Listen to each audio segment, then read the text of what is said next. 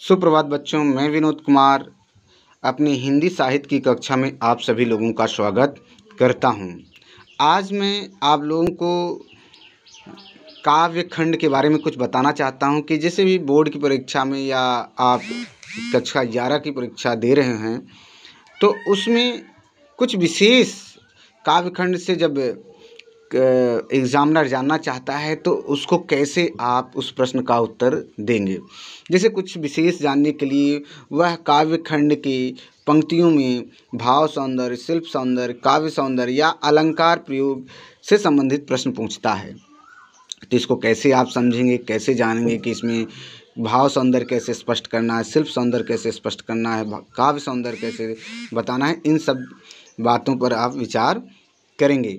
तो इसी को आज हम बताने वाले हैं। ध्यान से सुनिएगा। वीडियो बहुत छोटा होगा लेकिन आपकी जानकारी के लिए बहुत ही महत्वपूर्ण है।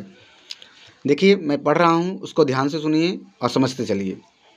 प्रिय विद्यार्थियों, आज का विषय है हिंदी काव्य खंड में काव्य सौंदर्य व विशेष संबंधित टिप्पणियाँ क्यों लिखी जाती हैं या क्यों लिखवाई जाती हैं। हिंदी साहित्य में काव्य खंड का अपना अलग महत्व है। इसमें सौंदर्य बोध संबंधी प्रश्न पूछे जाते हैं। सौंदर्य बोध के अंतर्गत प्रायः 4 प्रश्न पूछे जाते हैं बोर्ड की परीक्षा में, जिनकी चर्चा हम करने वाले हैं। ये 4 प्रकार कौन से हैं सौंदर्य बोध के? किसी भी काव्य खंड के सौंदर्य बोध में कितने प्रकार हैं? 4 प्रकार हैं। उन चारों के नाम हैं इस प्रकार। पहला भाव सौंदर्य, दूसरा शिल्प सौंदर्य, तीसरा काव्य सौंदर्य और चौथा अलंकार सौंदर्य। विद्यार्थियों, यदि परीक्षा में आपको इन चारों में से प्रश्न बनते हैं तो उनका उत्तर किस प्रकार देंगे। भाव सौंदर्य, अब जैसे भाव सौंदर्य से पूछ ले कि इस पंक्ति का भाव सौंदर्य लिखिए, तो क्या क्या आप उस पंक्ति को पढ़ने के बाद कैसे भाव बनाएंगे। भाव सौंदर्य के अंतर्गत पद्यांश की भाव मतलब भावार्थ या विचार जो उसमें मुख्य रूप से संबंधित हो उसकी विशेषताओं पर प्रकाश डाला जाता है। दूसरा है शिल्प सौंदर्य के अंतर्गत, जैसे मैंने बताया था आपको, उसकी भाषा कैसी है, शब्द प्रयोग कैसा है, अलंकार किस प्रकार के हैं, प्रतीक, बिंब, छंद, मुहावरा आदि विशेषताएं लिखी जाती हैं इसमें।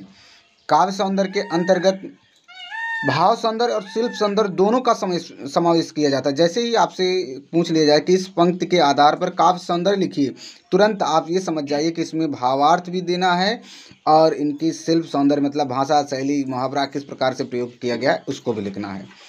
और चौथा प्रकार है अलंकार प्रयोग के अंतर्गत अलंकार उदाहरण सहित उल्लेख किया जाता है। जैसे कि किसी भी पंक्ति को पढ़ते हैं तो उस पंक्ति में कौन सा अलंकार है उस पंक्ति को लिखा जाता है और उस अलंकार का नाम बताया जाता है। इस तरह से आप काव्य सौंदर्य या किसी कविता का सौंदर्य बोध लिख सकते हैं यदि प्रश्न में पूछा जाए। तो आज के लिए इतना ही। इसको ध्यान से 2 बार और देखिएगा, ना समझ में आए तो पूछिएगा।